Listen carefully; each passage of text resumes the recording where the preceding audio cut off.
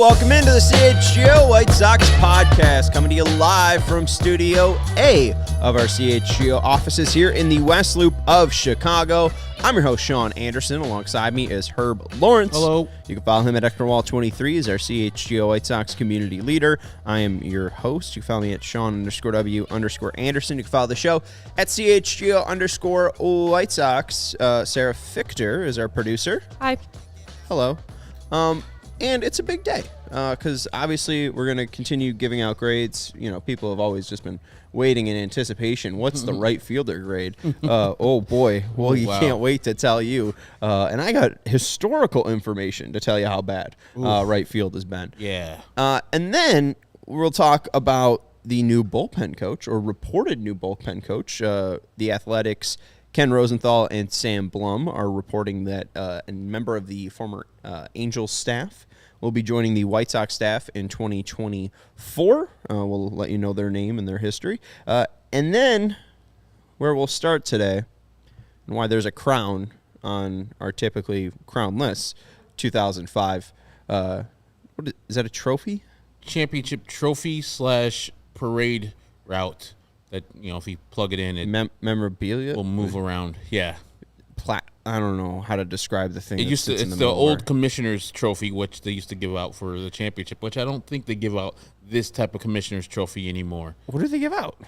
A similar one, but not the same as the one they gave out in 2005. Okay, well, it's just if I remember correctly. But they posted the throwback photo when I held that trophy on Twitter today at CHG_sports. So you got the kind of pennant flags around, kind of it goes radially upwards. I don't know how to describe that. And then you got the skyline in the middle. You got the parade of all the White Sox guys celebrating, going on like a little track. And then you got on the side describing Game 1, Game 2, Game 3, Game 4, 5-3 Sox, 7-6 Sox, 7-5 Sox, and then 1-0 Sox, which happened today, 18 years ago. And the Sox became World Series champions in 2005. 11-1 that year in the postseason and breaking an 88-year streak.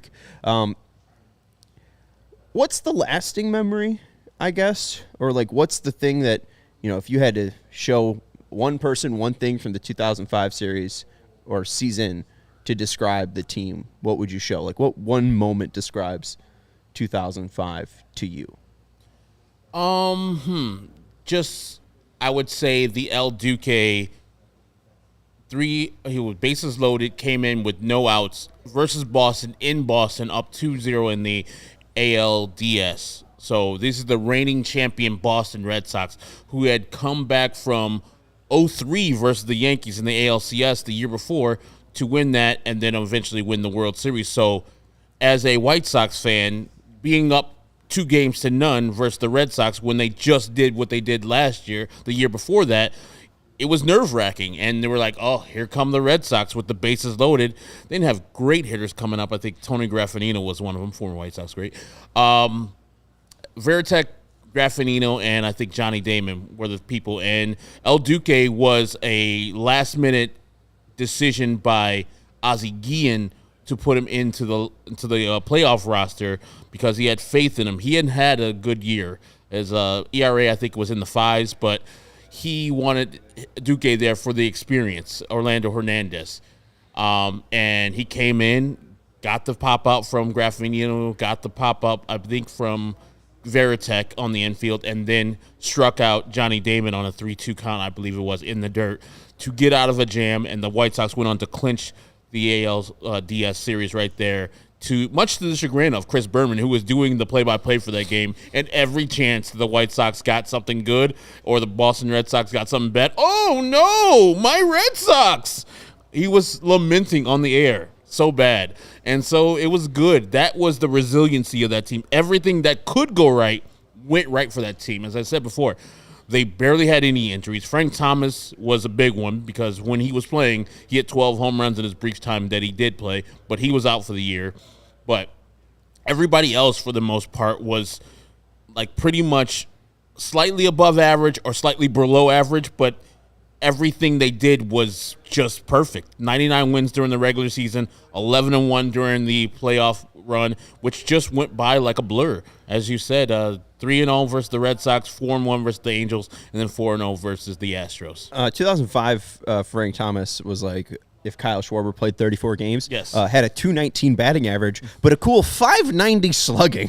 Yes. He had a still, even though he had a 315 on base percentage and a batting average of 219, his OPS was still in the 900s because he had 23 hits and 15 of them were extra base hits. Yes. That's normal. Frank Thomas was that dude, even though he wasn't that productive in the whole year, but the times that he played, man, home runs aplenty.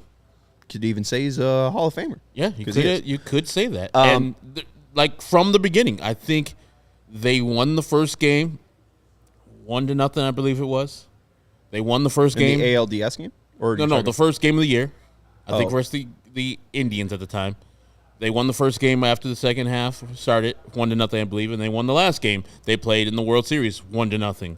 And Freddie Garcia, what can you say about The Rock? Freddie Garcia, he was just so solid that year. Man, that pitching staff was just unbelievably good with not any great superstars, even though Jose Contreras from like the middle of 2005 until the middle of 2006 was just unhittable with his forkball. And then what was the other 1-0? So opening day, I believe game 4. The game after the All-Star game started. So the All-Star break and then the game after that. I believe that could be correct. But if it's not, it might be a little mistake. Yeah. You talked about the forkball from Jose Contreras. 1-0. I don't know if it was a complete game shutout for him, but he got the win. 1-0 against Cleveland. Mark Buehrle on opening day. Not sure if he went the full. Buehrle went 8 innings, and our guy Shingo Takatsu closed out the game.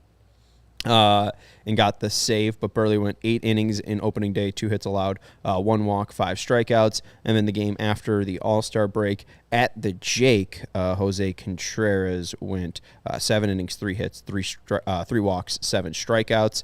And then Cliff Polite with an inning to get the hold, Damaso Marte with a hold, and then Dustin Hermanson. And those two guys you read about with the save. Shingo Takatsu and Dustin Hermanson. Both, they were injured by the end of the year, which ushered in a guy we're going to mention a little later, Bobby Jenks, coming to the team and being the big bastard that he was. Yes. And got the job done. And then what I want to go to, and you already brought up the sweaty Freddie Garcia game 4 game, but I don't know if I want to talk about, if I had to use a moment, I guess I would use a drunken Mark Buehrle coming out in game 3 to get the save, to get 1 out, 3 pitches. Of course, he's throwing strikes when he's coming into the game. But Buehrle, in those 4 games, 23 1/3 innings, 20 hits allowed, 1 walk. He gave up 2 homers, but he was Mark Buehrle, 3.47 ERA, made 3 starts of 7 innings, 9 innings, and 7 innings. And that's why the White Sox were so dominant, was because that bullpen could be as fresh as possible. They were going in for 2 innings or an inning at a time, and each game they could have a guy that, if we're using an MLB The Show reference, they always had that 100% energy meter because, their starting pitcher put them in a fantastic spot to go out and dominate. And Mark Buehrle, too. In game 3, he wasn't a reliever, but shit. When else was he going to pitch? He wasn't going to start again. They knew they were going to end this in 4. So, he was fantastic, and obviously, that was 14 innings deep, but Mark Buehrle's my guy. I'm mad that we couldn't get the bobblehead out there, but he's closed out the game in game 3, and I think he ended up getting the win in game 2. So he was massively important all throughout that year, and obviously he's best pitcher of that generation. Oh yeah, if we're judging White Sox pitchers in my lifetime, I think Chris Sale, of course, is the better pitcher. But my favorite White Sox pitcher of all time, Mark Buehrle, of course. there's nothing better about that story. He's 38th round pick, and he pretty much spent very little time in the minors and came up here and did work. I think he was on the 2001 team and on. I think maybe even got picked up on the 2000 team a little bit. So he was just consummate professional. We already talked about his Hall of Fame credentials. 14 years of 200 innings or more, missed the 15th year by like 2 1/3 innings his last year with Toronto. And so he is pretty steady. You will not see another Mark Buehrle as long as you live. As a guy with stuff that wasn't premium, but he knew how to place it, and he got the job done with the low 90s fastball, changeup, curveball, etc. And not only did he pitch in the 2000 regular season, he also made an appearance in the 2000 postseason when the White Sox took on Seattle. He got faced 3 batters. It was a third of an inning, 2 hits allowed, 1 strikeout, but didn't allow a run. They lost that game 2-5. Early, yes.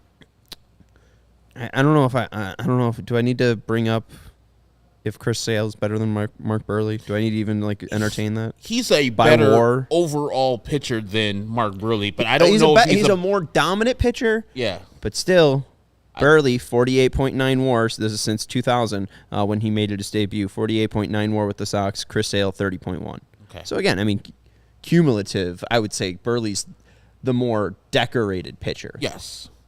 But yeah, Chris Sale will never get his number retired by the White Sox. Well, While he might be a Hall of Famer eventually. He cut it up. I mean, 4 also. I mean, if you look at it that way, I mean, isn't 9 retired, right? Because that was Minnie's number? Yeah. So, I mean, if you cut it up, 4's retired for Louis, 9's retired for Minnie. Put it together, Chris Sale. Boom. All right. So let's go into some news, though, about the 2005 team. Bobby Jenks is now the new field manager of the Windy City Thunderbolts. So out in Crestwood, go get your season tickets. I think their season starts in May. Yep. Bobby Jenks will be their new manager. I know this might be a surprise to some, but he was in the Score Studios. I think, what was that, 2 years ago? I think we were still working there. Yeah, it was. And he talked about his journey because there was a time, I think, after he retired where he went through a painkiller addiction. And I know there's a quote on Wikipedia saying that he was taking upwards to 60 pills a day.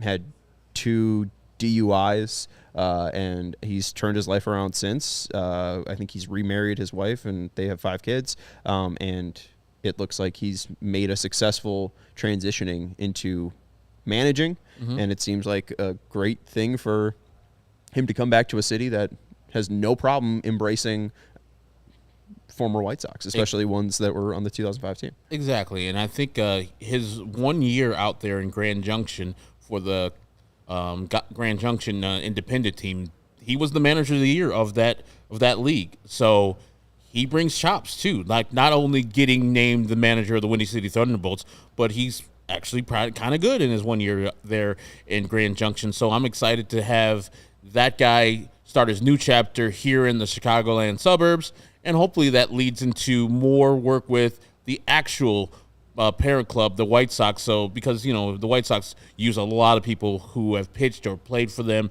in the past, and I don't know why Bobby Jenks can't be that. If he's going to be moving to the area, it's going to be a Windy City Thunderbolt manager. Might as well, finish your season or do a couple seasons there, like an apprenticeship, and then see if you can have some room for the White Sox. Damn, he's already gotten 1 job, and you're already giving him a promotion. Hey, man. Mercy. Windy City Thunderbolts, all good. I love it. But I know Bobby probably has aspirations for the big league, and it looks like he might be on that track if he keeps on winning managers of the year. Hey, we'll see. Alex Jones will be not that Alex Jones will be joining the staff as hitting coach with Bobby Jenks, and the new staff replaces former manager Richie Sexton, who I don't know, is that? Thank you. Yes, Mark Buehrle. Thank you, Sarah. I don't know. Is that Richie Sexton? I don't know how many Richie Sextons there are. Richie Sexton, the former Brewer? No. I guess this is not Sexton. This is. Oh no, yeah, no. I guess it's that's same Richie Sexton. Yeah, because he was the former Thunderbolts manager. Yeah. Now Bobby Jenks is replacing him. Yeah. He got fired because all of his players were striking out as much as he did. Oh man. Sexton was one of the first 3 true outcome guys. Yeah, Richie Sexton, he used to strike out all the time. He was skinny, tall dude, but he used to hit tanks. He did like a 600-foot home run. Yeah, and then strike out all the rest of the time. So there you go. Flip it. If the batters are striking out too much, maybe we focus on the pitcher striking out guys. But Jenks will make his debut on May 9th. The Bolts will play host to the Evansville Otters at Ozinga Field, and that's out in Crestwood. So make sure you're supporting local baseball. Have you been out there? You're supporting the Frontier League. I've been employed by the Windy City Thunderbolts. Oh, wow. Not only did I used to produce radio games for them through WXAV, shout out Cougars, our college radio station used to produce their games. I think, it's not every single game, but like 50 Thunderbolts games are on the radio, and you could listen to that at 88.3 FM if you're in the area. And listen to our guy, Terry Bonadonna. And that was normal. I mean, that just got me ready for Cubs producing. Yes. So, I mean, that was really good life experience. The first time I started working with the Thunderbolts, it was with concessions, and I was just like, it was my first job ever. Mm-hmm. I was looking for something to get me into broadcasting, and I was like, this baseball team's close by, should be cool. Yeah. My office was basically and this is no bash to the Thunderbolts, but it was, a concrete, basically cell with no windows. And it was just our job to make sure that if the concession stands ran out of popcorn, we would be bringing them kernels. They ran out of pop syrup, whatever, we would be running that over. So basically I was just like a gopher. A concession runner. Yeah. And before the season started, after 2 weeks of being on the payroll, I quit. So never did a game. I don't think I can actually call myself an employee. And Jewel came a-calling, and I went to Jewel Hosco instead. The Jewels. So God bless. Love you, Thunderbolts. But a lot of fun. That stadium's fun. It's very easy to get to. They got a big parking lot.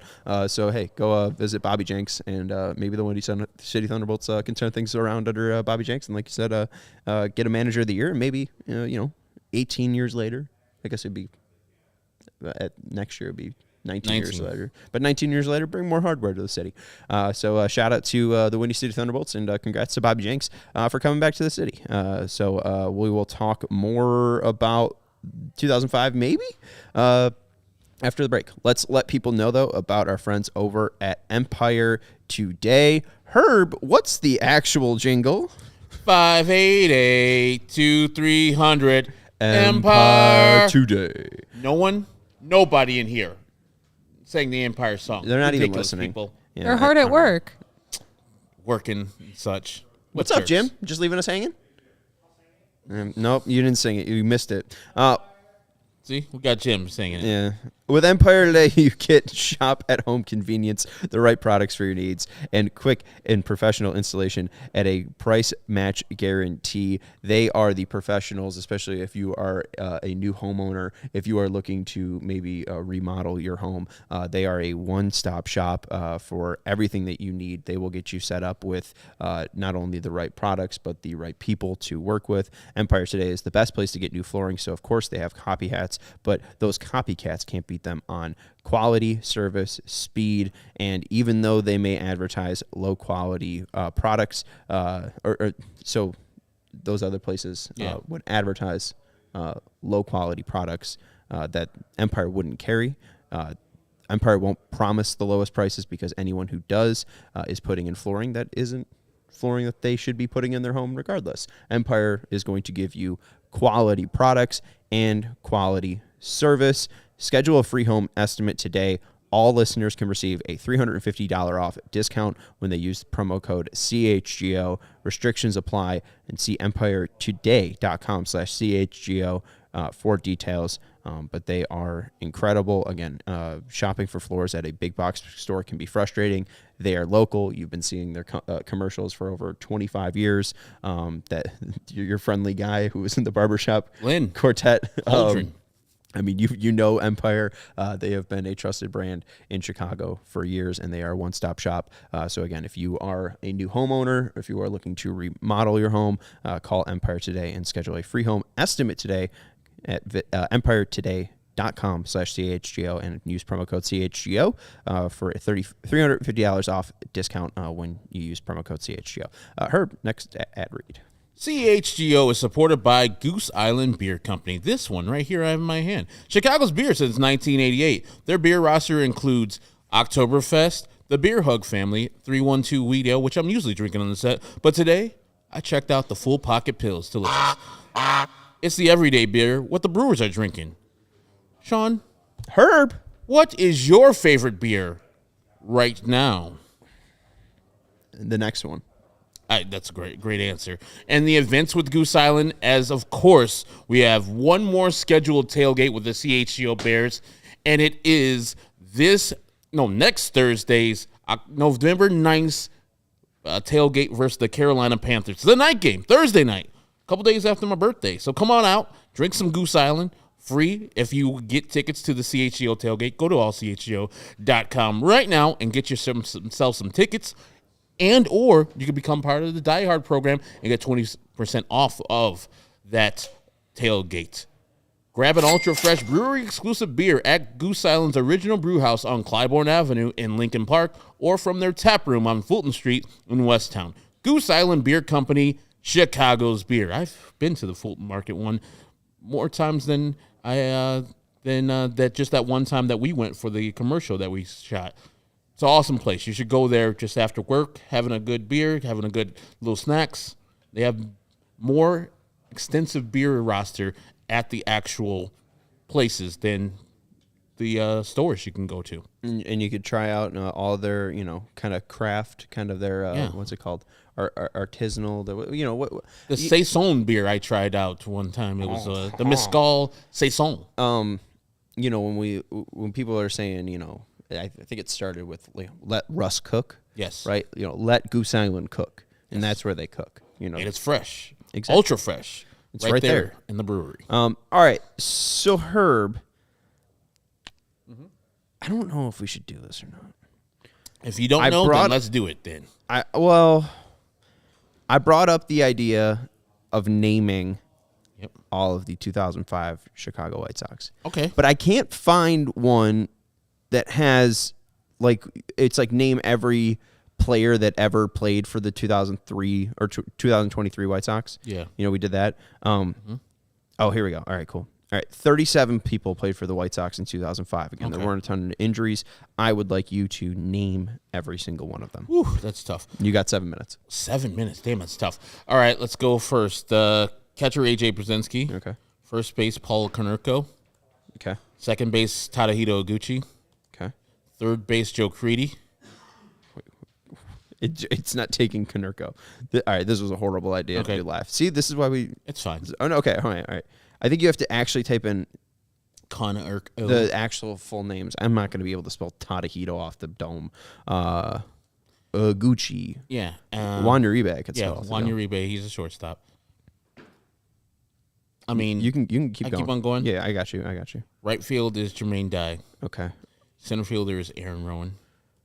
Okay. Left fielder is Scott Podsednik. Okay. And left fielder, Scott Podsednik. The designated hitter was Frank Thomas at a point. Then it became the guy who doesn't believe in dinosaurs, Carl Everett. And why? I mean, I don't know why I didn't believe in dinosaurs, but Mookie... Actually? Yeah, he didn't. Because he said the dinosaurs weren't in the Bible, so there was no such thing as dinosaurs. They weren't in the Bible? They were not in the Bible. Just dumb thinking. But Mookie Betts says... not Mookie Betts. Mookie Wilson said something like, when I stop believing in myself, I think about dinosaurs, and I believe in them. So if I believe in them, somebody believes in me, and I start believing in myself. When I'm in a slump, I comfort myself by saying, if I believe in dinosaurs, then somewhere they must be believing in me. And if I believe in me, then I can believe in me. If they believe in me, then I can believe in me. Yes. Then I bust out of it. That was Mookie Wilson, but Carl Everett did not believe in dinosaurs. Both good baseball players. Yes. Regardless of their thinking. No, exactly. Pablo Ozuna, Okay. who is Marcell Ozuna's cousin, I believe.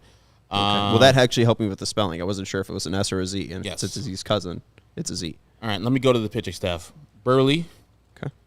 Garland, Contreras, Garcia. I don't know. Can't believe I'm missing the last guy. And it's probably the best one. Which one? I said Buehrle, Garland, Garcia, Contreras. Why am I blanking on the fifth guy? Don't tell me. Just go to the guys. bullpen. All right, Jenks, Polite, Kotz, Marte, Vizcaíno, Damaso, Marte. Marte. Okay, Luis Vizcaíno. Oh my God, I can't spell. Yeah. Which is the only reason why this is hurting you. How's life, Herb? Oh, life's good. Okay, that's good. Just trying to think of the fifth pitcher for the White Sox starting I'm rotation. just trying to learn how to spell Luis Vizcaíno. Well, it could be Brandon McCarthy, who was on that team, started a couple games.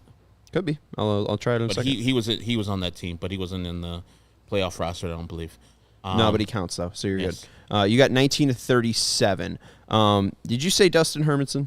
Well, we said earlier, Harmanson, Okay. You Shingo got Takatsu, Polite. Oh, I didn't get Shingo. Yeah, Shingo Takatsu. Those two were the starting relievers, closers at the beginning of the year. I mean, then they got hurt. dare we try Neil Kotz? Yeah. Kotz was there. Him and Polite had career years and never ever got close to that again. But we love him for it. Yeah. Willie Harris scored the winning run of the game 4. I don't think you said number 24, if that helps. I said Joe Greedy. Well, we didn't actually we didn't have him down. So you Okay, I said it because I went from you were having troubles. I went from first, second, then third. Then I was going to go to shortstop. 14th inning. Jeff Blum. Oh, how do I spell Jeff? Geoff. Are they not counting Jeff Blum? I mean, Are you kidding me? He was on the roster. He had to be on What? the roster to hit that home run. All right, this is just a fake quiz. This was a waste of our time. This is a waste of the viewers' time. Just hit the give up and see what it was. We're gonna give up. We got 24 out of 37. Come on, Timo. Timo. The man who maybe Ross Glow didn't hit the longest home run. That's I'm thinking of Joe Borchard. Oh, Joe Borchard's on the list too. There you go. Ross Glow and George Borchard. El Duque, we mentioned him. I typed in Jeff Blum. They wanted me to get Jeff Blum and Jamie Burke, both who wore 27. Okay. So we had to get both Jeff Blum and Jamie Burke in the same answer. Backup catcher Jamie Burke. Seems stupid. Who I think his getting run over caused the 2005 team to form itself because Carlos Lee did not retaliate and take out the guy at second base versus the Twins. And so at the end of the year, Kenny and Ozzie were like, that guy can't be on our team, which was Carlos Lee, who had an awesome 2004. They traded him to Milwaukee. If that trade was made today, people would absolutely trash the White Sox. You mentioned Carlos Lee in his prime for a base-stealing Scott Podsednik and a reliever in Luis Vizcaíno. They would have trashed that move. Worked out. Oh, it worked out perfectly. Hey, I mean, the White Chris Sox Whitcher. might, but if the White Sox trade Aloy for like a defensive guy and like a setup guy this year, I don't know if I hate it. I mean, that's probably in the plans. If they get a guy that can throw him like 100 innings and a guy that can steal like 30 bases and get on base at least more than 330% of the time or 33% of the time, like we'll be good. And that might be the perfect analogy because Aloy, while hasn't had the year or the career that Carlos Lee had up until 2004, will go somewhere else and have the year that or the career that Carlos Lee did have when he left the White Sox in Milwaukee, Houston, and other places. Because he absolutely tormented the Cubs, and being in the NL Central for so long, it was a very good time for Carlos Lee. His numbers were all good. So real quick, I did like AJ's joke, and I just got it. He said Yelich is drinking that. You said the Brewers. It's the Brewers' choice. You Good job, also AJ. mentioned Milwaukee with the You're Carlos here with Lee us. thing. You're here with us. He is here with us. But he also got the next guy, Chris Widger at 36. I feel like we could have gotten Widger. Backup catcher, yes. John Adkins. Oh, I would never have got that. New Northwestern baseball coach Brian Anderson. He's the full coach because they fired that other guy? Mm-hmm. No, it's Brian Anderson. And then here are the names that I don't think we would have gotten. So I don't think we would have gotten a complete I'm going to be mad when you ace. say these names. Raul Casanova. Nope. Backup catcher. Jeff Bajarenu. Bajanero. Bajanero. Yes. That was Jeff good. Bajanero, yes. Kevin Walker. Nope. Pedro Lopez. No. David Sanders. No. Okay. That was it? Yeah, I would have never got those people. I don't know how many games those guys played together, but they have a ring. Yeah, they do have a ring. Somewhere Jeff Bajanero was flashing that ring to all his friends and family. Where do you think Jeff Bajanero is hanging out? Probably like in Arizona somewhere selling insurance. He's an American coach. Jeff Bajanero. Ooh. Insurance salesman. No, I honestly think that we might actually. Did I get him? I think we might be able to reach out to Jeff Bajanero. Let's go call. Oh, he's a Diamondbacks minor league pitching coach. Maybe he comes over with Josh Barfield. Maybe. Hey, maybe. Hey, he's gonna get another ring. Look at that. At least NL Central, CS ring. They give out those, I believe. Let's take a quick break and then we'll jump into 2023 news. We got, or I guess 2023 is the year. Mm-hmm. This guy won't be a coach until 2024. But the White Sox got a new bullpen coach. Yes. And then we got report cards for the right fielders. Want to let you know about our friends over at DraftKings Sportsbook. Yes. The NBA is back. Basketball's back. And DraftKings Sportsbook, an official sports betting partner of the NBA, is celebrating with an unbeatable offer. New customers can score $200 instantly in bonus bets for throwing down $5 on the NBA. Win or lose, doesn't matter. You'll start the season with an instant dub. And with DraftKings parlays, everyone's got a shot at even bigger basketball wins. String together multiple bets from the same game or build your parlay across multiple games for a shot at making your payday even sweeter. Basketball is more fun when you're in on the action. Download the DraftKings Sportsbook app now and use code CHGO. New customers can get $200 in bonus bets instantly for betting just $5 only on DraftKings Sportsbook with code CHGO. The crown is yours. Gambling problem? Call 1-800-GAMBLER or visit www.100gambler.net. In New York, call 877-8-HOPE-NY or text HOPE-NY 467-369. In Connecticut, help is available for problem gambling. Call 888-789-7777 or visit ccpg.org. Please play responsibly on behalf of Boot Hill Casino and Resort. Licensee partner Golden Nugget, Lake Charles, Louisiana. 21 plus. Age varies by jurisdiction. Void in Ontario. Bonus bets expires 168 hours after issuance. See sportsbook.draftkings.com/baseball or basketball terms. We do a baseball podcast. Yes. Basketball terms for eligibility and deposit restrictions. Terms and apply. Responsible gambling resources. Sunnyside is your home for judgment-free cannabis shopping, a place where all kinds of visitors are welcome to explore, discover, and purchase a wide array of high-quality products. Sunnyside has everything you need to elevate your football season, no matter where you are in your cannabis journey. Easy online ordering, in-store pickup, and a great transparency loyalty program, the Sunnyside Rewards. Illinois' favorite dispensary, my favorite, is, of course, in Wrigleyville. It's right by the house, right on Clark Street. Easy in, easy out. I've been to the one in River North. That's where my latest. No, actually, I went to the Clark one subsequently then. So I've been multiple times, guys. I'm a Sunnyside fan. And my favorites, they're House of Brands. Mindy's, Good News, Cresco, High Supply, Florical, Wonder, or Remedy, as I've already told you. My favorite, the Fridays from the Good News folks. Through October 31st, spooky season. Head to sunnyside.shop and use code CHGO25 at checkout for 25% off your total order. One use per customer, not stackable with other promotions. That's not only for new customers. Anyone can use our code. Pick up everything you need to elevate your football season. Must be 21 plus or an Illinois Med card holder. Okay, so we're going to go into report cards first because it's bad. We just talked about something good, 18th anniversary of the White Sox winning the World Series. Yay! And then we're going to talk about right field being a disaster. Oh. And then we're going to talk about something that I think I could put a silver lining on. So we'll get into it. Let's jump into right field. Yeah. And we are grading Oscar Colás and Gavin Sheets. And we made it easy on Sarah because they got the same grades. Exact same grade. On offense, they got an F. On defense, they got an F. And overall, they got an F. They got an F. Consistent. Yeah. They suck. And they have sucked. Herb, I have a fun little game. Yes. And it's actually not fun. In 2018, the White Sox right fielders were worth a batting run value of negative 11.2.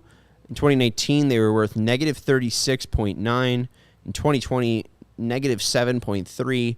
2021, negative 10.9. 2022, 3.8. Ooh. I didn't say negative.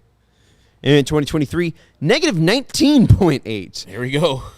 We're back. And Herb, Yep. you know what this means? They haven't fixed right field since 2017. Well, yeah. Hey, you got it. Since 2018, the White Sox right field has been worth a negative 82.4 batter run value. The team with the 29th worst batter run value from right field is the Pittsburgh Pirates with negative 51.9. So there is a 31 run value difference between the 29th team and the last place team. The White Sox have not figured out right field in any sense, any shape of that word. They have been failing. Big time. And I want you, it's not that hard, really, to fix right field. The other team I root for is the San Diego Padres. They had a failing shortstop who also did steroids, so he had to sit out a couple of days. He went to right field and instantly was a great fielder. Won the Fielding Bible Gold Glove already. His name, Fernando Tatis Jr. Who did he play for before the Padres? He played for the White Sox organization. Okay. All right, there are 100. Let me give you a game, Sean. There are 102 people, according to Fangraphs, that played right field in the major leagues in 2023. 102? 102 played at least a game, I guess. What is number one would be a Ronald Acuna in F4, 83 or 8.3. Same thing with Mookie Betts. Where would you say in 102 people, Oscar Colás and Gavin Sheets would be ranked on that list? 102 and 101. You're close. One is 101, and the other is 100. The only outfielder, right fielder that was worse than those two was Oscar Gonzalez from the Guardians. He was a negative 1.5 F4. Oscar Colás was a negative 1.3, and Gavin Sheets was a negative 1.4. So even if we judge them on hey, these are rookies, these are young players, give them a break. No, they were bad. Like, they were the worst players in the White Sox by far. They were the last players. Like, if you just go F4, worst players on the White Sox. And then they were the worst players except for one right fielder in the whole entire league, back to back. And then in defense, it doesn't get better. Fernando Tatis was number one in defensive runs saved. These two guys were 223 and 226 with a -4 and a -6 or -5 defensive runs saved in right field. It's not that hard. Right field is not that hard, especially when you have a center fielder that's so damn good. And especially in guaranteed rate, which is a right field that's not that hard. It's a pretty standard, walls there, no jutting out, anything. So for them to have this bad of a right field is an indictment on the organization, firstly, and the players. Oscar Colás, they had all the faith in the world that he was going to lock down this job, and they forgot that he's immature and can't play baseball. I think the only way that they actually fix right field is if one of them actually gets indicted. Like, if Jerry Reinsdorf gets indicted, they might figure out right field. I mean, they fired Rick and Kenny, so maybe that's a step. Maybe that's an indictment. But, like, I feel like we actually need to indict them. Hey, I'm in. If it changes the team, I'm in. Sorry, Jerry. I want to go to Peyton's Super Chat. Thank you, Peyton, for the Super Chat, $5 Super Chat. Make sure you hit the thumbs up button if you haven't already. But Peyton says, what's the grade for the GOAT, Trace Thompson? Everybody, let's clap at Trace Thompson. Clapping at Trace Thompson. Hey, let's clap at Trace Thompson. Everyone got an F, right? It was F for offense, defense, and overall. Yes.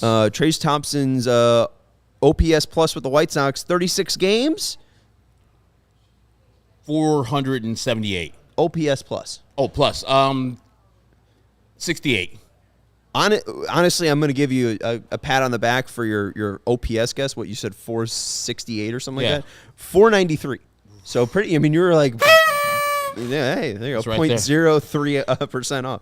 37 OPS plus with the White Sox. Oh, that's we're at 82 OPS plus with the Dodgers, And then for some reason, when he went to a worse team with worse coaching, that went down by about 50%. So Trace Thompson, we're going to give him an A for trying because it wasn't his fault that he ended up here. Man, what a bad thing for Trace Thompson. He's like chilling, enjoying his time on a casual August day or July day, just like, man, I'm just going to be on the Dodgers. I'm going to get a ring. We're going to win this division. Nope. You're going back to the White Sox. No! I already escaped there twice. Stop sending me back to these bitches. And why are we trading for him? Why? Why do we trade for him? And hey, real quick, it says let's celebrate their first super chat on the live stream. So that's Peyton's first ever super chat, and he did it with us. Thank you, Peyton. Look at that. Thanks for trusting us, Peyton. We appreciate that.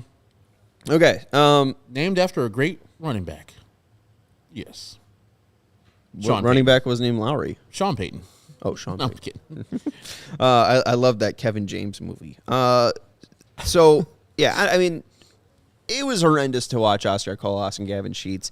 And the thing is, I can't actually say that we will never see them again.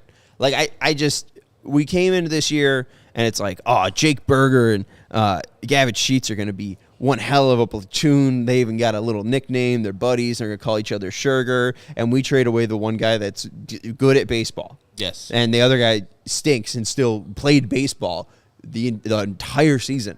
Like, we cannot get rid of Gavin Sheets. And I don't want to say that because he's really friendly. He seems really gregarious. Yes. Seems like a guy that's trying to make his major league dreams come true. Come sit by us, Gavin. Do the show with us instead of playing for the White Sox. Yeah, he kind of sucks. Kind of sucks at baseball. I mean, I think we've seen enough of Gavin Sheets. I have seen enough of Gavin Sheets. Maybe a change of scenery where he's on some other team. Maybe he can be the next guy. No, you don't want that put on there? Maybe he can be the next Ryan O'Hearn. He goes from the White Sox to another team. Maybe he goes to the Royals, like Ryan O'Hearn went from the Royals to the Baltimore Orioles and became actually kind of good. Or what the White Sox think of him, because the White Sox think that Gavin Sheets is one of the best players of all time, because when Oscar Colás got sent down the first time, it was, it's all Gavin Sheets right field. And then when he got sent out again, it's like, I got to see more Gavin Sheets. What are we doing? We've seen this movie already. This man is not good. He's 27 now, so he's not a spring chicken. He's been in the league for 3 years now. This is not getting better. He's not a right fielder, and he's not a left-handed power hitter, despite what everybody says. He is not. He's got an ample opportunities to be that left-handed power stick that the White Sox want him to be. And 10 home runs. That's what he hit this year. 10. That's all. Piss poor. I get the Ryan O'Hearn mention because it's like, a team fixed him. Yes. But I know there's some like certain stats that like Ryan O'Hearn was still like extremely good at with the Royals. I don't think there's anything good that I was gonna call him Brian. Who's Brian? I guess Ryan O'Hearn. But I don't think there's anything good that Gavin does. Like, I don't think there's anything fixable. I hope there is. I hope he has a great career or whatever. But like I don't think that there's anything that he does that you can fix / improve. I don't know what his he's a good enough athlete. His chase shadow waist thing is, but I remember him hitting high fastballs, especially one that was way out of the zone. Yeah, he hit that one. He hit like the highest pitch ever for a homer. Hard and fast and out of the ballpark. But 10, though, that's it. 10 home runs. And like you said, I'm trying to scour my mind and trying to be as fair and nice to Gavin Sheets as I possibly can. But yes, I don't know what he does well. What do you do here? Like Oscar Colás, he has a rocket of an arm, and he loves to show it off. But also, his baseball IQ is very low. Very low. And so that is not a good combination with great talent and no humility, no understanding of the game, of where I should throw this damn ball, instead of trying to get every guy who's advancing from first to third out.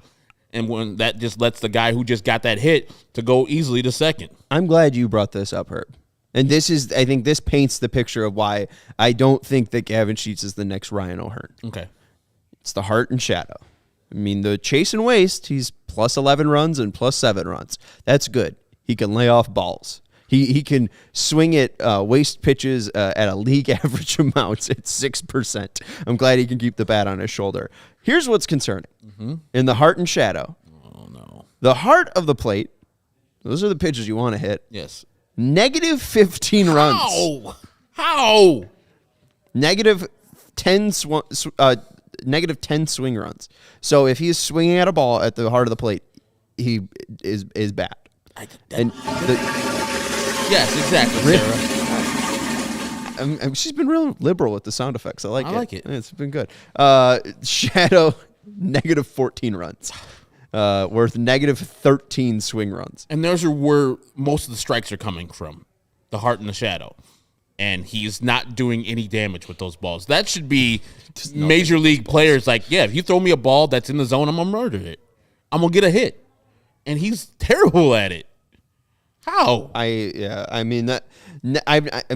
looked at a lot of those stupid things, and I know they don't make sense to a lot of people, but that one makes so much sense to me, as in the fact, like, if you want, like, that's just, man, this guy's been really horrible to watch. He's been really bad at baseball, and if just seeing negative 15 in the heart, like, you don't see that. That's only for the special of the special.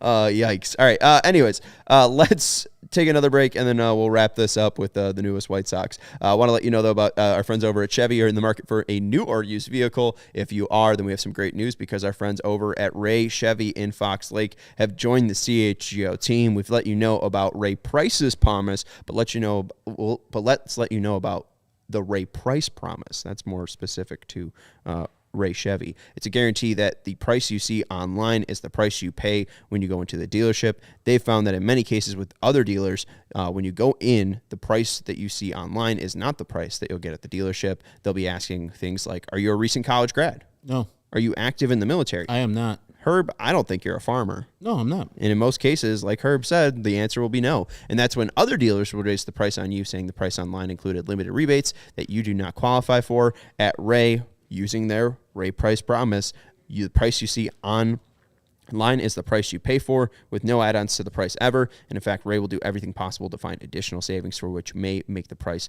lower than you see online. As one of the top-selling dealers in the Midwest, you'll always be able to shop one of Chicagoland's largest inventories, and right now you can save big at Ray Chevy during their Truck or Treat Savings event, because 0% is back and now available on new Silverado trucks, the perfect tailgating vehicle. So come on into Ray Chevrolet in Fox Lake and find the perfect vehicle that you've been searching for. And best of all, pay zero hidden fees with the Ray Price Promise. Visit Ray Chevrolet in Fox Lake or raychevrolet.com and check out the Ray Price Promise. Serving the community since 1963, find new roads. And Herb mentioned the Die Hard program already. He mentioned the tailgate that's happening on Thursday, November 9th. And if you are a Die Hard, you have access to our members-only Discord, the CHGO Lounge. You get a free shirt when you sign up to become a member. You get 20% off events like that. I know we're going to have an outing, I think, to, I think last year we had a, I don't know, now I feel like we took people to the Bulls game, right? Yeah. Yeah, right? So this season, I'm assuming we've got a Blackhawks. We got a Blackhawks one on November 4th, okay, I believe. Cool. Yeah, okay. There's 2 Blackhawks events that are happening. November 4th, I think it's still available. The other one sold out. Yeah, the Detroit one sold out. Yeah. Okay. But you get 20% off diehards. So think about joining the CHGO Diehard program today. If you are a diehard, if you are looking for CHGO or now I just abbreviate Chicago like that, Chicago sports coverage on a daily basis. We have podcasts and live shows on every team every day. When there's a Blackhawks game, we'll have pre and post game for you. When there's a Bulls game like last night, there'll be a pre and post game for you. Bears, we have so much coverage from the Bears, from pre-games to live watch-alongs to post-game shows. So make sure you're joining along. And again, the Die Hard program gives you rewards like 20% off to events. And at the next tailgate on November 9th, X Golf will be giving away a $200 gift certificate to any of their Chicagoland locations. Find the X Golf nearest you at playxgolf.com/Chicagoland. Again, $200 gift certificate to any of the X Golf Chicagoland locations. And you can find the nearest one near you at playxgolf.com/Chicagoland. Okay. I did have a couple more notes on right field, just using 2005 as a benchmark. Since 2006, so like the 2006 season and on, from 2006 to 2013, the White Sox were above average by weighted runs created plus in right field. In 2014, a 103 rated runs created plus, league average 107. Not egregious. No. Still, above league average. I would kill for hitter. that. Right? I would kill for that. 2015, 95 weighted runs created plus, league average was 109. 2018, 88 weighted runs created plus, league average was 108. 2019, 52 weighted runs created plus, league average was 108. 2021, 84 weighted runs created plus, league average was 108. And 2023, 66 weighted runs created plus, league average was 105. So since 2013, the White Sox have only had 3 seasons, 2016, 2017, and 2022, where their weighted runs created plus in right field has been above league average for that position, which is pathetic. And 2 of those 3 seasons were Avi Garcia. One was his All-Star year in 2017, and one was the 2016 year. And then he said 2022 was the other one? Oh, man. So it's been really, really bad. So what's A.J. Pollock / everybody else who played in 2022? It was basically Andrew Vaughn. Andrew Vaughn and Gavin Sheets. Yeah. A.J. Pollock played left field. Left field, yeah. So it's, as I said, it's not that hard to get a right fielder. Just get a center fielder that has a little power, that can't catch as well as a regular center fielder, and throw his punk ass in right field. The White Sox do the opposite. Like, we get a first baseman who can't play first base, or because we have too many of them. Just throw him in right field, who's terrible, and then he can't hit. Do some hitting if you're in right field. Let's get a rookie that one guy is going to get to look at in a batting cage in Miami, and he's going to walk in and say, you can't trade that guy. And let's compare him to Ben Zobrist, who is an all-time utility player, a World Series MVP, Yep. and by trade was an infielder. Yes. So, like, he just had the ability to play fine right field. Like, it wasn't even like he was a solution to a right field issue. He was a second baseman. This team's idiotic. Just go pay a right fielder, an actual right fielder, $14 million, and then you don't have to just have this issue. I guess they tried to do that with AJ or Adam Eaton, but then again, they gave him like $10 million. Yeah, and Adam Eaton sucks. Jock was ready to sign. They just need to give him more money or whatever. I think they actually gave him more money than the Giants ended up taking. But like, if you want Jock, just go pay Jock. Like, just give him like $1 million more. All these guys available. Maybe this year, Conforto says an option, but all these guys available to just sign. And your guy, you've been screaming from the rooftops from Adam Duvall, available. Sign him. He would solve the right field problem perfectly. Speed, defense, and can run into one every once in a while. It might be able to run. Might be able to run into 30 or so. Yeah, that's all you want. Yeah, I'd be excited for it. All right, let's just wrap this up. We got some new White Sox reportedly from The Athletic, Sam Blum and Ken Rosenthal. Angels bullpen coach, and I believe still he became the interim pitching coach in 2021, and I think he held that title until now. So new White Sox. Now I'm blanking on his name. Weiss. Oh, Matt Weiss. Thank you. The report in front of my face. Matt Weiss is now the new bullpen coach for the White Sox.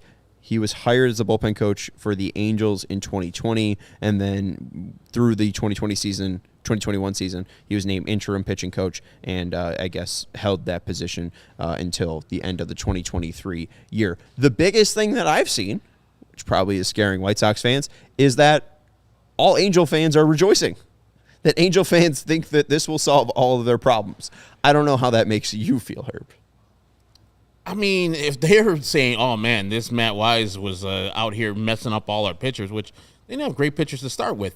It's a bullpen pitcher. A bullpen, who cares for us? Right, I mean, he won't be Ethan Katz. He's not the pitching coach for us. I mean, I don't know what Kurt Hassler did necessarily. He just had a job for a long time. I'm glad he had that job for himself, and now he can be signed somewhere in the White Sox organization. Fine, I guess, but it's also good to have more voices in the building to give what Brian Bannister and Keith the Cats want to do, and it seems like this guy's on board. Like, I'm sure that as a bullpen coach, I don't know exactly what your job is to do. To monitor the pitches the pitchers throw in the bullpen, to answer the phone when the guy says, hey, is he ready? Yeah, he's ready. Man, you're on it, Matt Wise. I hope you can do that job correctly. I'm simplifying this job, but I don't think him being on the White Sox is a huge thing, but I'm glad they got an experienced guy that's done the job that he's going to be doing for the White Sox before, and so he's not learning on the job like our general manager. Yes, or our manager, who's also that too. Just was hired. And all our right fielders. Yeah, well, Some of our second basemen. it seems like that's an issue with this organization. And our catchers. Maybe they should fix it. So, yeah, I wouldn't be super concerned. Also, like, the Angels organization is terrible. I guess that's the thing that I'm just like, is like, we're like, if you're going to go get somebody from the Astros or the Braves or the Dodgers. Those guys stay at their jobs because they want to stay at those jobs. The Angels. I mean, they got Josh Barfield. I mean, that was good hiring. It's a good hire. I mean, the Astros have fired people. Like, their farm director got fired, or I guess is her contract expired, but she's a free agent. Like, we don't have a farm director. Like, go sign her. That'd be fantastic. I mean, I don't know. And the White Sox have been on the forefront of hiring both women and minorities on their staff. So I think Sean Dunston's daughter is one of the people in the minor league staff for the White Sox that hired her last year. And then if we could bring another woman on, that'll be great, especially if she's qualified. And you saw that Bob Melvin got the job out there in San Francisco, and I know they interviewed Mrs. Naylor.